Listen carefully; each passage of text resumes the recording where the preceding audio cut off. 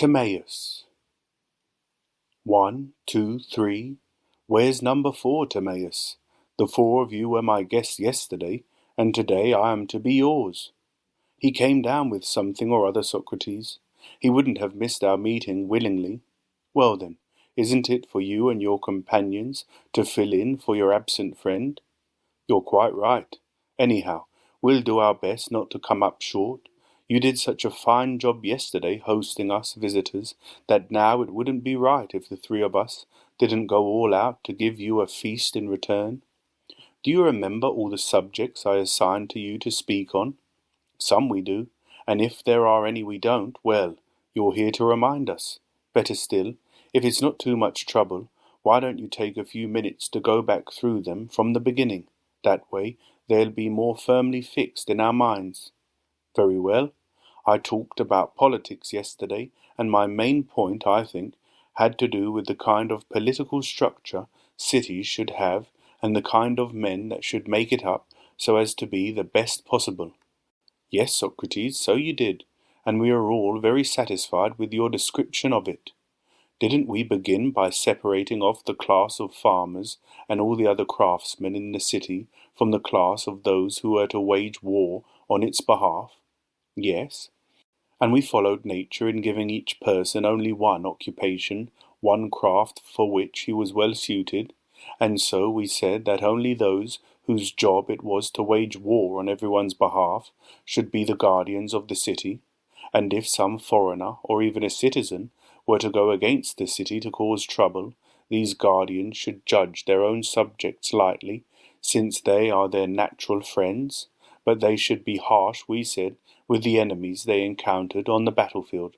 Yes, absolutely. That's because, as I think we said, the guardians' souls should have a nature that is at once both spirited and philosophical to the highest degree, to enable them to be appropriately gentle or harsh, as the case may be. Yes. What about their training? Didn't we say that they were to be given both physical and cultural training, as well as training in any other appropriate fields of learning? We certainly did. Yes, and we said, I think, that those who receive this training shouldn't consider gold or silver or anything else as their own private property.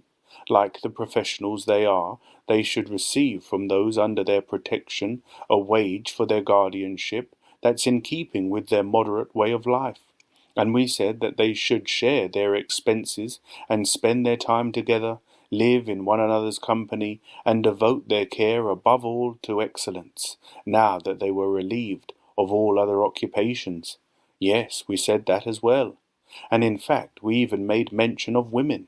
We said that their natures should be made to correspond with those of men, and that all occupations, whether having to do with war or with the other aspects of life, should be common to both men and women. That too was discussed.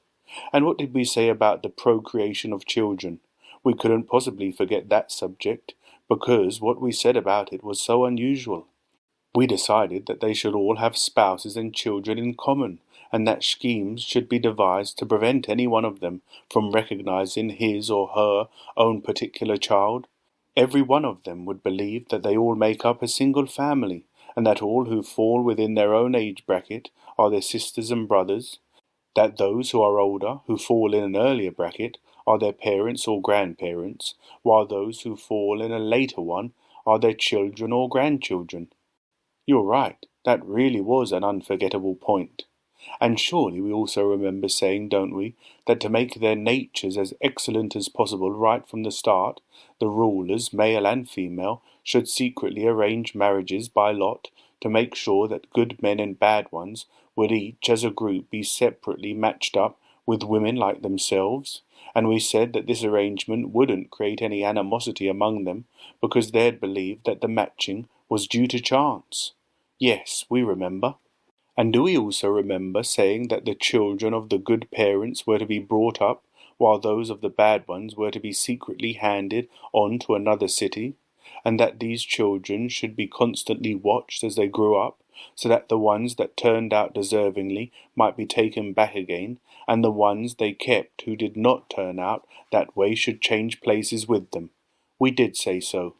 So now, Timaios, are we done with our review of yesterday's talk, at least with its main points, or are we missing some point we made then? Have we left anything out? Not a thing, Socrates. This is exactly what we said. All right, I'd like to go on now and tell you what I've come to feel about the political structure we've described. My feelings are like those of a man who gazes upon magnificent-looking animals, whether they're animals in a painting or even actually alive but standing still, and who then finds himself longing to look at them in motion or engaged in some struggle or conflict that seems to show off their distinctive physical qualities. I felt the same thing about the city we've described. I'd love to listen to someone give a speech depicting our city in a contest with other cities, competing for those prizes that cities typically compete for. I'd love to see our city distinguish itself in the way it goes to war and in the way it pursues the war, that it deals with the other cities one after another in ways that reflect positively on its own education and training, both in word and deed. That is, both in how it behaves towards them and how it negotiates with them.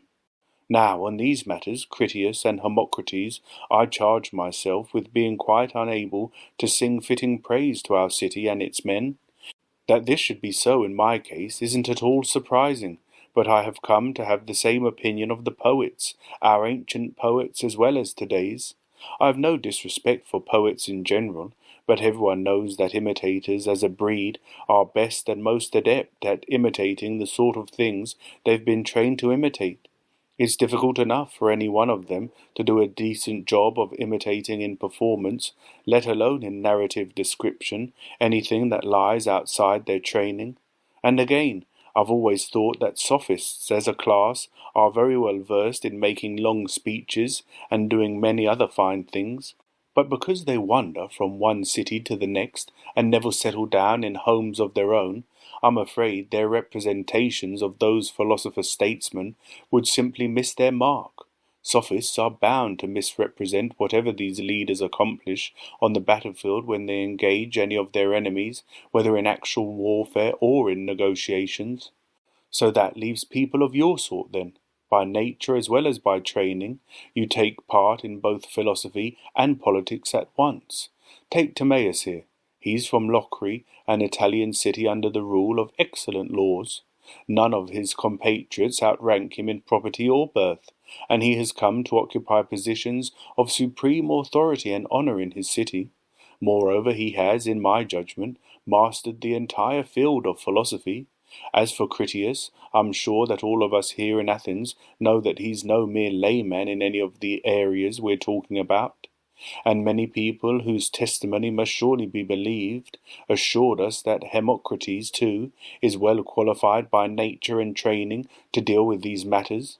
Already yesterday I was aware of this when you asked me to discuss matters of government, and that's why I was eager to do your bidding. I knew that if you had agreed to make the follow-up speech, no one could do a better job than you. No one today besides you could present our city pursuing a war that reflects her true character. Only you could give her all she requires. So now that I'm done speaking on my assigned subject, I've turned the tables and assigned you to speak on the subject I've just described. You've thought about this together as a group, and you've agreed to reciprocate at this time. Your speeches are your hospitality gifts, and so here I am, all dressed up for the occasion. No one could be more prepared to receive your gifts than I.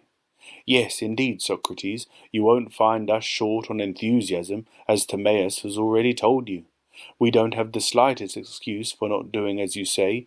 Why, already yesterday, right after we had left here and got to Critias's guest quarters, were we saying, and even earlier on our way there, we were thinking about this very thing, and then Critias brought up a story that goes back a long way. Tell him the story now, Critias, so he can help us decide whether or not it will serve the purpose of our assignment. Yes, we really should, if our third partner, Timaios, also agrees. Of course I do. Let me tell you this story then, Socrates. It's a very strange one, but even so every word of it is true. It's a story that Solon, the wisest of the 7 sages, once vouched for.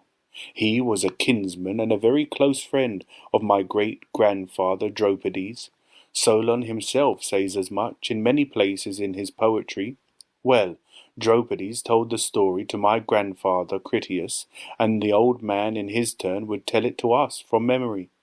The story is that our city had performed great and marvellous deeds in ancient times, which, owing to the passage of time and to the destruction of human life, have vanished. Of all these deeds, one in particular was magnificent. It is this one that we should now do well to commemorate and present to you as our gift of thanks. In doing so, we shall also offer the goddess a hymn, as it were, of just and true praise on this her festival. Splendid! Tell me, though, what was that ancient deed our city performed, the one that Solon reported and old Critias told you about? I've never heard of it. They say it really happened? I'll tell you. It's an ancient story I heard from a man who was no youngster himself. In fact, at the time Critias was pretty close to 90 years old already, so he said, and I was around 10 or so. As it happened, it was the day of the presentation of children during the apertura. On this occasion, too, we children got the customary treatment at the feast. Our fathers started a recitation contest. Many compositions by many different poets were recited, and many of us children got to sing the verses of Solon because they were new at the time. Now, someone, a member of our clan, said that he thought that Solon was not only the wisest of men in general, but that his poetry in particular showed him to be the most civilized of all the poets. The man may have been speaking his mind, or else he may have just wanted to make Critias feel good. And the old man, how well I remember it, was tickled. He grinned broadly and said, "Yes, Amenander. It's too bad that Solon wrote poetry only as a diversion and didn't seriously work at it, like the other poets. And too bad that he never finished the story he'd brought back home with him from Egypt. He was forced to abandon that story on account of the civil conflicts and all the other troubles he found here when he returned. Otherwise not even Hesiod or Homer, or any other poet at all, would ever have become more famous than he. That's what I think, anyhow." "Well, Critias, what story was that?" asked the other. "It's the story about the most magnificent thing our city has ever done," replied Critias, "an accomplishment that deserves to be known far better than any of her other achievements, but owing to the march of time and the fact that the men who accomplished it have perished, the story has not survived to the present." "Please tell us from the beginning," said the other. "What was this true story that Solon heard? How did he get to hear it? Who told him?" "In Egypt," Critias began, "in that part of the delta where the stream of the Nile divides around the vertex, there is a district called the Sciatic. The most important city of this district is Scias. This, in fact, is also the city from which King Amasis came. This city was founded by a goddess whose name was Neith in Egyptian and, according to the people there, Athena in Greek. They are very friendly to Athens and claim to be related to our people somehow or other. Now, Solon said that when he arrived there, the people began to revere him. Furthermore, he said that when he asked those priests of theirs who were scholars of antiquity about ancient times, he discovered that just about every Greek, including himself, was all but completely ignorant about such matters. On one occasion, wanting to lead them on to talk about antiquity, he broached the subject of our own ancient history. He started talking about Pharonius, the first human being, it is said, and about Niobe, and then he told the story of how Deucalion and Phrygia survived the flood. He went on to trace the lines of descent of their posterity, and he tried to compute their dates by calculating the number of years which had elapsed since the events of which he spoke. And then one of the priests, a very old man, said, "Ah, Solon, Solon, you Greeks are ever children. There isn't an old man among you." On hearing this, Solon said, "What? What do you mean?" "You are young," the old priest replied, "young in soul, every one of you. Your souls are devoid of beliefs about antiquity handed down by ancient tradition. Your souls lack any learning made hoary by time. The reason for that is this. There have been and there will continue to be numerous disasters that have destroyed human life in many kinds of ways. The most serious of these involve fire and water, while the lesser ones have numerous other causes. And so also among your people the tale is told that Phaethon, child of the sun, once harnessed his father's chariot, but was unable to drive it along his father's course. He ended up burning everything on the earth's surface and was destroyed himself when a lightning bolt struck him. This tale is told as a myth, but the truth behind it is that there is a deviation in the heavenly bodies that travel around the earth, which causes huge fires that destroy what is on earth across vast stretches of time. When this happens, all those people who live in mountains or in places that are high and dry are much more likely to perish than the ones who live next to rivers or by the sea. Our Nile, always our saviour, is released and at such times too saves us from this disaster. On the other hand, whenever the gods send floods of water upon the earth to purge it, the herdsmen and the shepherds in the mountains preserve their lives, while those who live in cities in your region are swept by the rivers into the sea.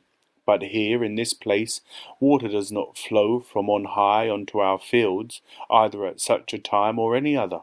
On the contrary, its nature is always to rise up from below. This, then, explains the fact that the antiquities preserved here are said to be the most ancient. The truth is that in all places where neither inordinate cold nor heat prevented, the human race will continue to exist, sometimes in greater, sometimes in lesser numbers. Now, of all the events reported to us, no matter where they've occurred, in your parts or in ours, if there are any that are noble or great or distinguished in some other way, they've all been inscribed here in our temples and preserved from antiquity on.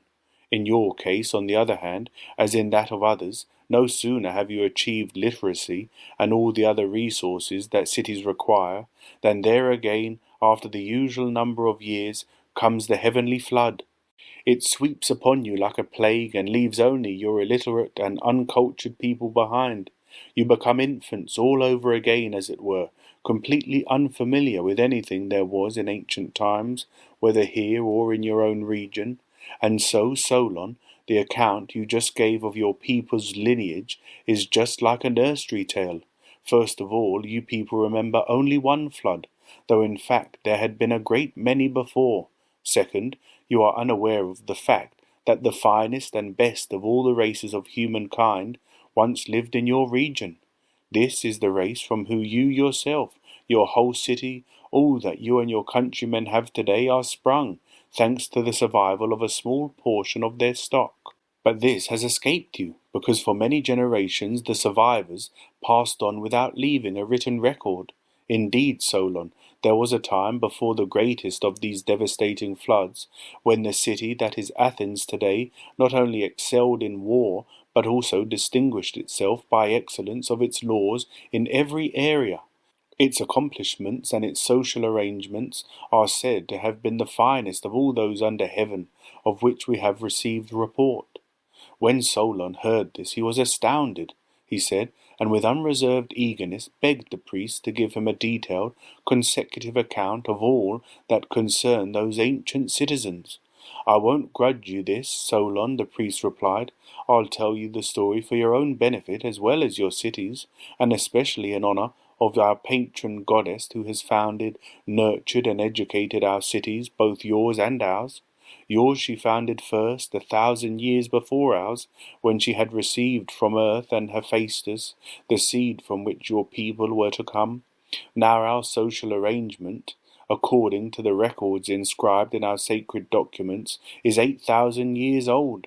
9,000 years ago, then, did these fellow citizens of yours live, when laws and whose finest achievement I'll briefly describe to you.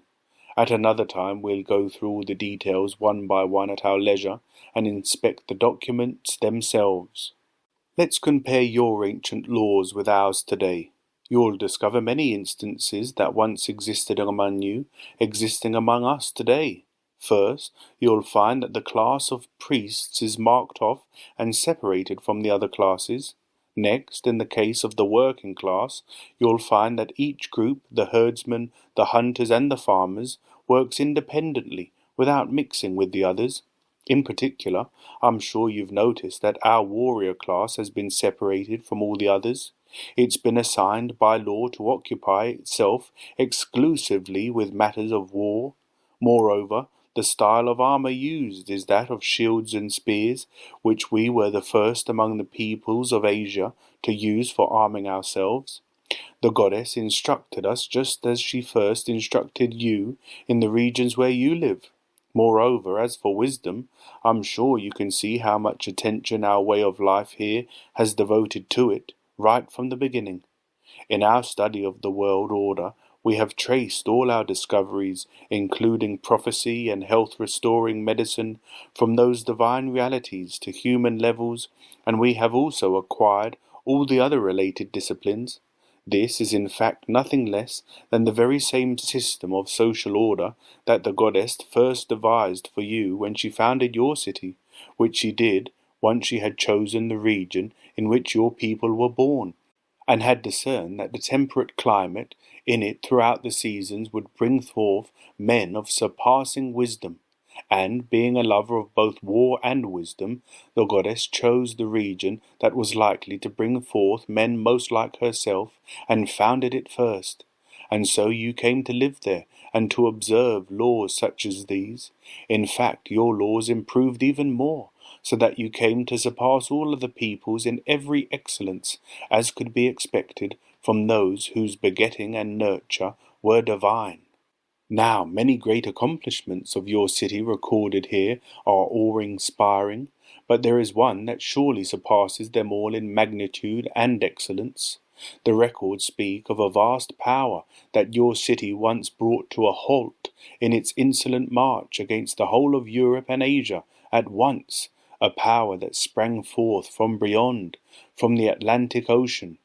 For at that time this ocean was passable, since it had an island in it in front of the strait that you people say you call the Pillars of Heracles.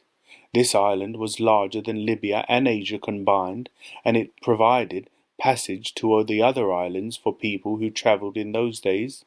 From those islands one could then travel to the entire continent on the other side, which surrounds that real sea beyond. Everything here inside the strait we're talking about seems nothing but a harbour with a narrow entrance, whereas that really is an ocean out there, and the land that embraces it all the way around truly deserves to be called a continent. Now, on this isle of Atlantis, a great and marvellous royal power established itself, and ruled not only the whole island, but many of the other islands and parts of the continent as well. What's more, their rule extended even inside the strait, over Libya as far as Egypt, and over Europe as far as Tyrrhenia. Now, one day this power gathered all of itself together, and set out to enslave all of the territory inside the strait, including your region and ours, in one fell swoop. Then it was, Solon, that your city's might shone bright with excellence and strength for all humankind to see. Preeminent among all others in the nobility of her spirit and in her use of all the arts of war, she first rose to the leadership of the Greek cause. Later, forced to stand alone, deserted by her allies, she reached a point of extreme peril. Nevertheless, she overcame the invaders and erected her monument of victory. She prevented the enslavement of those not yet enslaved, and generously freed all the rest of us who lived within the boundaries of Heracles. Some time later, excessively violent earthquakes and floods occurred, and after the onset of an unbearable day and night, your entire warrior force sank below the earth all at once, and the isle of Atlantis likewise sank below the sea and disappeared. That is how the ocean in that region has come to be even now unnavigable and unexplorable, obstructed as it is by a layer of mud at a shallow depth, the residue of the island as it settled. What I've just related, Socrates, is a concise version of old Critias's story as Solon originally reported it. While you were speaking yesterday about politics and the men you were describing, I was reminded of what I've just told you, and was quite amazed as I realized how by some supernatural chance your ideas are on the mark, in substantial agreement with what Solon said. I didn't want to say so at the time, though. Because it had been so long ago, I didn't remember Solon's story very well, so I realized that I would first have to recover the whole story for myself well enough, and then to tell it that way. That's why I was so quick to agree to your assignment yesterday. The most important task in situations like these is to propose a speech that rewards people's expectations, and so I thought that we would be well supplied if I gave this one. And that's how, as Hermocrates has already said, the moment I left here yesterday, I began to repeat the story to him and to Timaios as it came back to me. After I left them, I concentrated on it during the night and recovered just about the whole thing. They say that the lessons of childhood have a marvellous way of being retained. How true that is! In my case, I don't know if I'd be able to recall everything I heard yesterday, but I'd be extremely surprised if any part of this story has gotten away from me, even though it's been a very long time since I heard it. What I heard then gave me so much childlike pleasure. The old man was so eager to teach me, because I kept on asking one question after another, that the story has stayed with me like the indelible markings of a picture with the colours burnt in. Besides, I told the whole story to Timaeus and Hermocrates first thing this morning, so that not just I, but they too, would have a supply of material for our speech. I've said all this, Socrates, to prepare myself to tell Solon's story now. I won't just give you the main points, but the details, one by one, just the way I heard it. We'll translate the citizens and the city you described to us in mythical fashion yesterday to the realm of fact, and place it before us as though it is an ancient Athens itself. And we'll say that the citizens you imagined are the very ones the priest spoke about, our actual ancestors. The congruence will be complete, and our song will be in tune if we say that your imaginary citizens are the ones who really existed at that time. We'll share the task among us, and we'll all try our best to do justice to your assignment. What do you think, Socrates? Will this do as our speech, or should we look for another to replace it? Well, Critias, what other speech could we possibly prefer to this one? We're in the midst of celebrating the festival of the goddess, and this speech really fits the occasion, so it couldn't be more appropriate. And of course the fact that it's no made-up story, but a true account, is no small matter. How and where shall we find others to celebrate if we let these men go? We've no choice. Go on with your speech then, and good luck. It's my turn now to sit back and listen to your speeches that pay back mine of yesterday. All right, Socrates, what do you think of the plan we've arranged for our guest gift to you? We thought that because Timaios is our expert in astronomy and has made it his main business to know the nature of the universe, he should speak first, beginning with the origin of the universe and concluding with the nature of human beings. Then I'll go next, once I'm in possession of Timaios's account of the origin of human beings and your account of how some of them came to have a superior education. I'll introduce them, as not only Solon's account, but also his law would have it, into our courtroom, and make them citizens of our ancient city, as really being those Athenians of old, whom the report of the sacred records has rescued from obscurity, and from then on I'll speak of them as actual Athenian citizens. Apparently I'll be getting a complete, brilliant banquet of speeches in payment for my own. Very well then, Timaios, the task of being our next speaker seems to fall to you. Why don't you make an invocation to the gods, as we customarily do?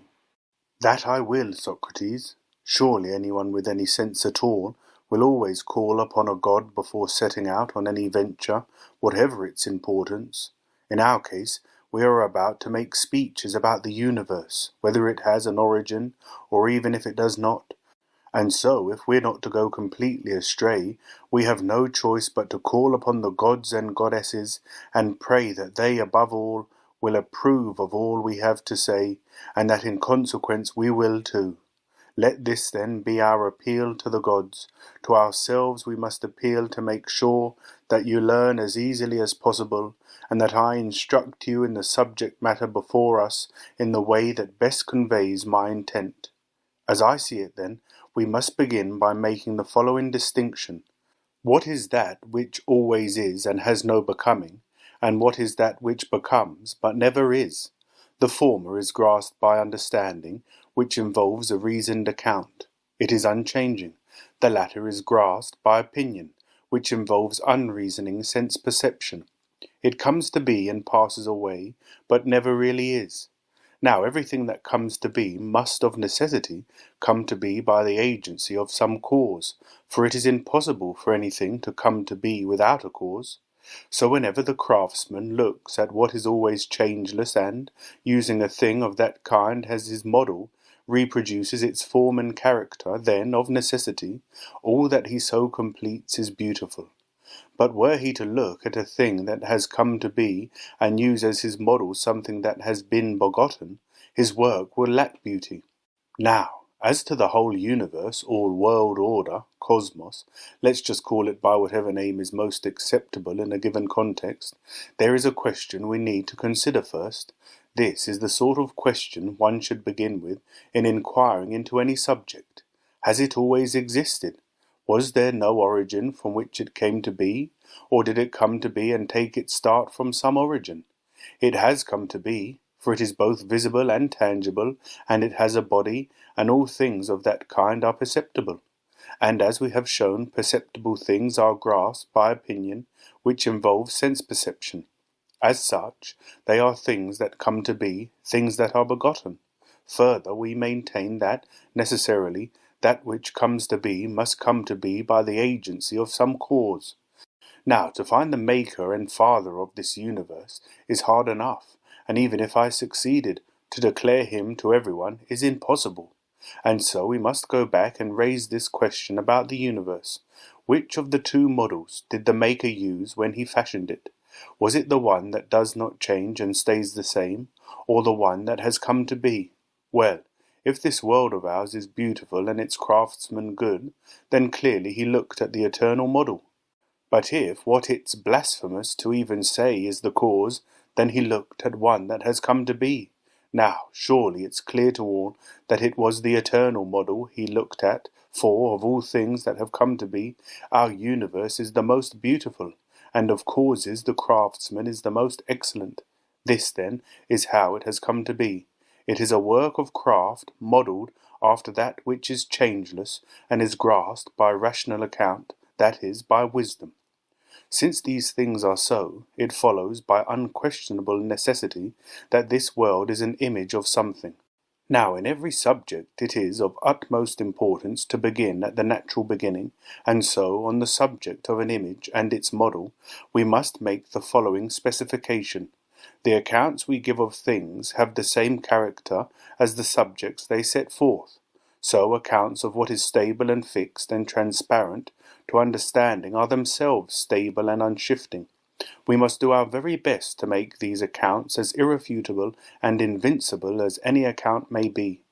On the other hand, accounts we give of that which has been formed to be like that reality, since they are accounts of what is a likeness, are themselves likely and stand in proportion to the previous accounts, i.e., what being is to becoming, truth is to convincingness.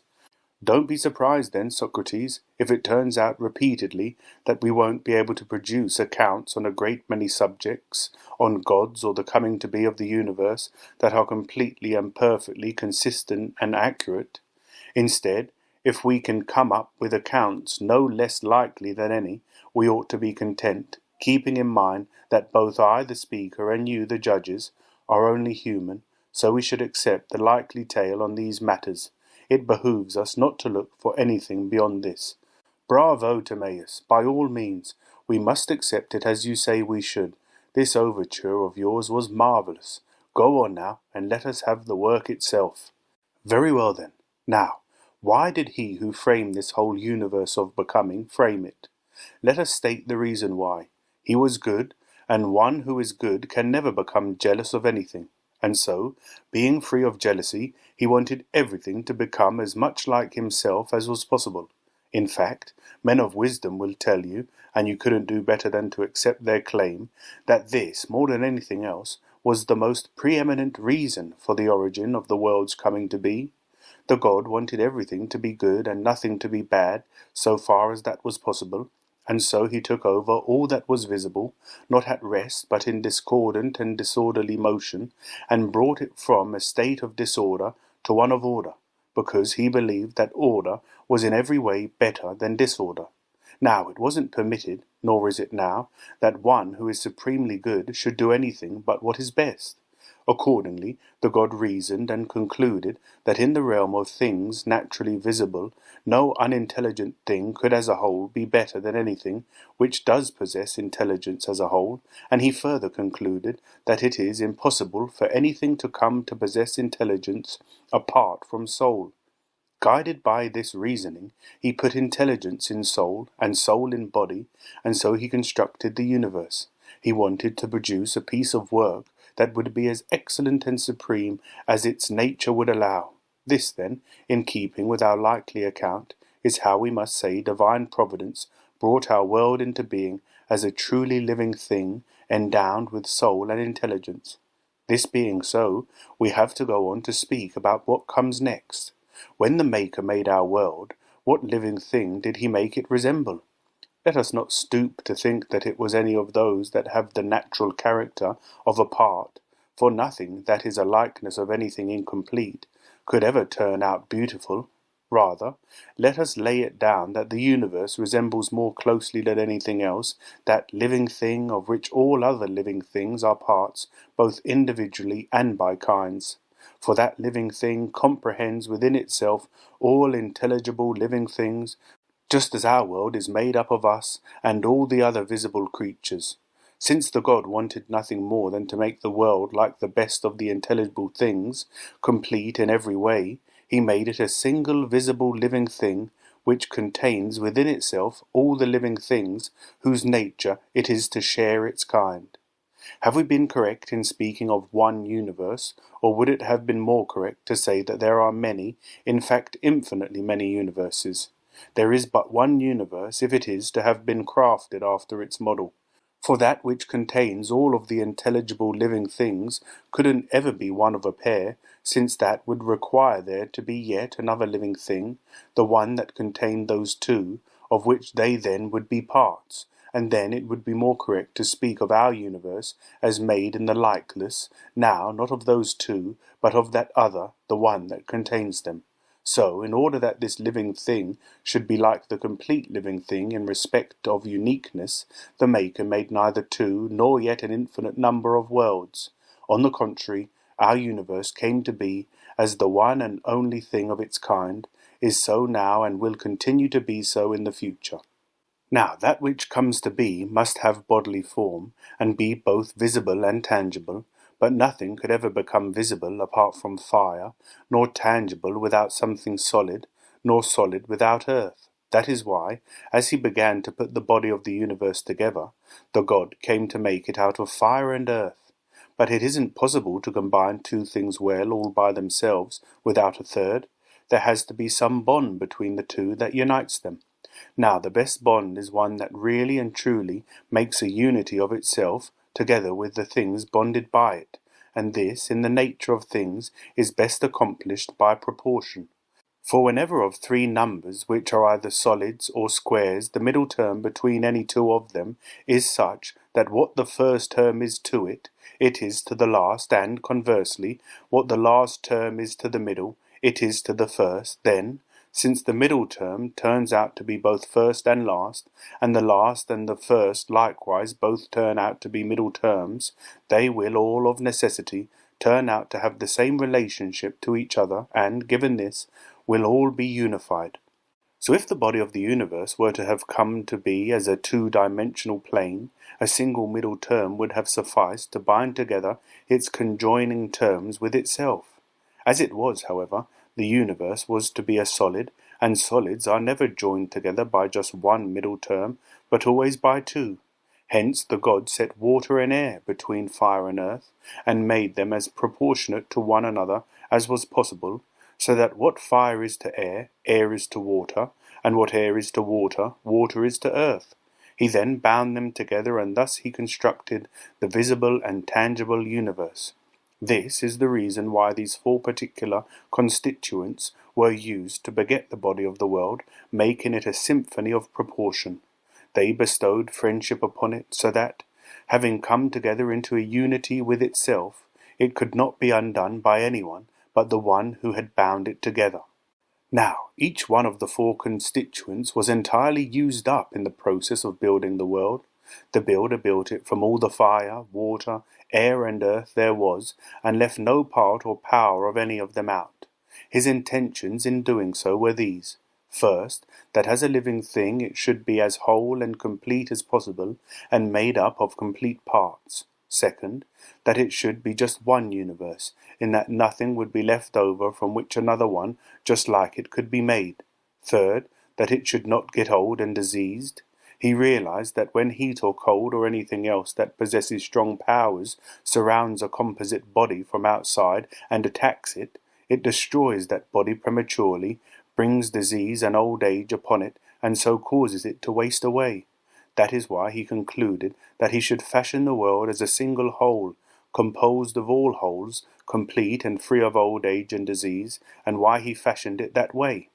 And he gave it a shape appropriate to the kind of thing it was. The appropriate shape for that living thing that is to contain within itself all the living things would be the one which embraces within itself all the shapes there are. Hence he gave it a round shape, the form of a sphere, with its centre equidistant from its extremes in all directions. This of all shapes is the most complete and most like itself, which he gave to it, because he believed that likeness is incalculably more excellent than unlikeness. And he gave it a smooth round finish all over on the outside, for many reasons. It needed no eyes, since there was nothing visible left outside it, nor did it need ears, since there was nothing audible there either.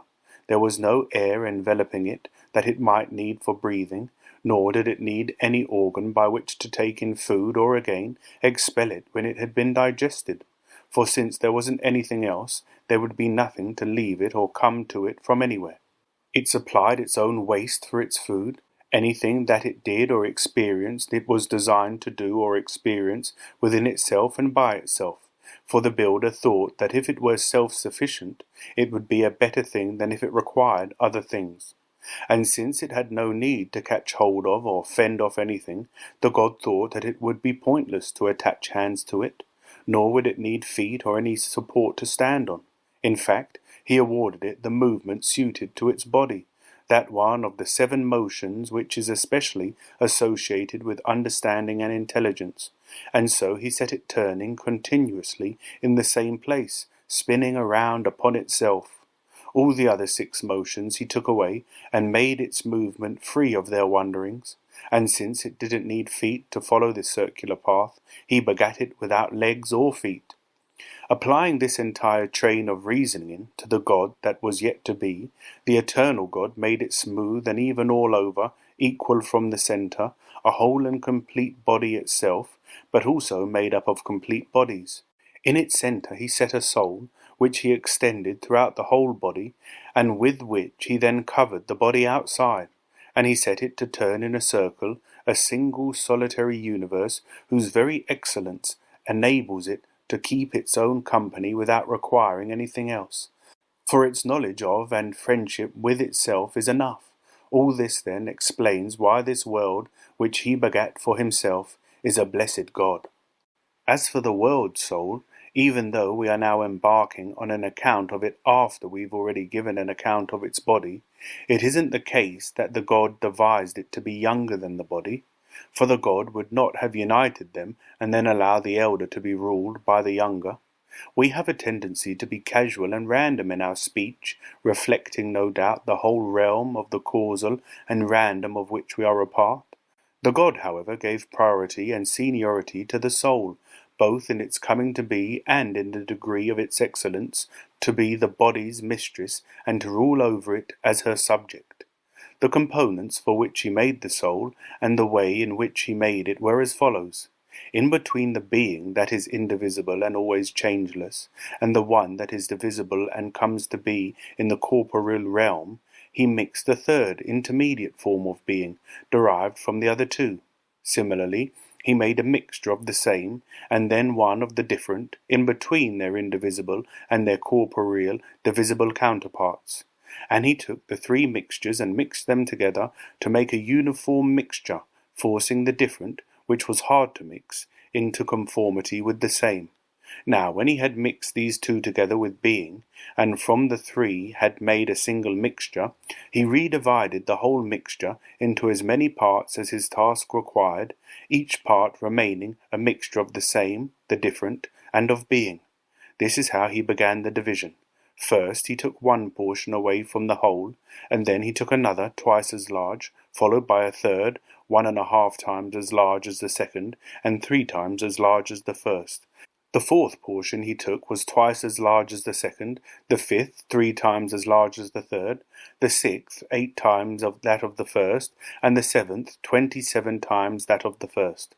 After this he went on to fill the double and triple intervals by cutting off still more portions from the mixture and placing these between them, in such a way that in each interval there were 2 middle terms, one exceeding the first extreme by the same fraction of the extremes by which it was exceeded by the second, and the other exceeding the first extreme by a number equal to that by which it was exceeded by the second. These connections produced intervals of 3-2, 4-3, and 9-8 within the previous intervals. He then proceeded to fill all the 4-3 intervals with the 9-8 interval, leaving a small portion over every time. The terms of this interval of the portion left over made a numerical ratio of 256 to 243, and so it was that the mixture from which he had cut off these portions was eventually completely used up. Next, he sliced the entire compound in two along its length, joined the two halves together centre to centre, like an X, and bent them back in a circle, attaching each half to itself end to end, and to the ends of the other half at the point opposite to the one where they had been joined together. He then included them in that motion which revolves in the same place without variation, and began to make the one the outer, and the other the inner circle. And he decreed that the outer movement should be the movement of the same, while the inner one should be that of the different. He made the movement of the same revolve towards the right by way of the side, and that of the different towards the left by way of the diagonal. And he made the revolution of the same, i.e. the uniform, the dominant one, in that he left this one alone undivided, while he divided the inner one 6 times to make 7 unequal circles. His divisions corresponded to the several double and triple intervals, of which there were 3 each. He set the circles to go in contrary directions, 3 to go at the same speed, and the other 4 to go at speeds different from both each other's and that of the other 3. Their speeds, however, were all proportionate to each other. Once the whole soul had acquired a form that pleased him, he who formed it went on to fashion inside it all that is corporeal, and, joining centre to centre, he fitted the two together. The soul was woven together with the body, from the centre on out in every direction to the outermost limit of the universe, and covered it all around on the outside, and, revolving within itself, it initiated a divine beginning of unceasing, intelligent life for all time. Now, while the body of the universe had come to be as a visible thing, the soul was invisible. But even so, because it shares in reason and harmony, the soul came to be as the most excellent of all the things begotten by him who is himself most excellent of all that is intelligible and eternal. Because the soul is a mixture of the same, the different, and being, the 3 components we've described, because it was divided up and bound together in various proportions, and because it circles round upon itself, then, whenever it comes into contact with something whose being is scatterable, or else with something whose being is indivisible, it is stirred throughout its whole self. It then declares what exactly that thing is the same as, or what it is different from, and in what respect and in what manner, as well as when it turns out that they are the same or different, and are characterized as such. This applies both to the things that come to be and to those that are always changeless. And when this contact gives rise to an account that is equally true, whether it is about what is different or about what is the same, and is borne along without utterance or sound within the self-moved thing, then, whenever the account concerns anything that is perceptible, the circle of the different goes straight and proclaims it throughout its whole soul. This is how firm and true opinions and convictions come about. Whenever, on the other hand, the account concerns any object of reasoning, and the circle of the same runs well and reveals it, the necessary result is understanding and knowledge. And if anyone should ever call that in which these two arise not soul but something else, what he says will be anything but true. Now, when the Father who had begotten the universe observed it set in motion and alive, a thing that had come to be as a shrine for the everlasting gods, he was well pleased, and in his delight he thought of making it more like its model still. So, as the model was itself an everlasting living thing, he set himself to bringing this universe to completion in such a way that it too would have the character to the extent that was possible. Now, it was the living thing's nature to be eternal, but it isn't possible to bestow eternity fully upon anything that is begotten, and so he began to think of making a moving image of eternity. At the same time as he brought order to the universe, he would make an eternal image, moving according to number of eternity remaining in unity. This number, of course, is what we now call time. For before the heavens came to be, there were no days or nights, no months or years. But now, at the same time as he framed the heavens, he devised their coming to be. These all are parts of time, and was and will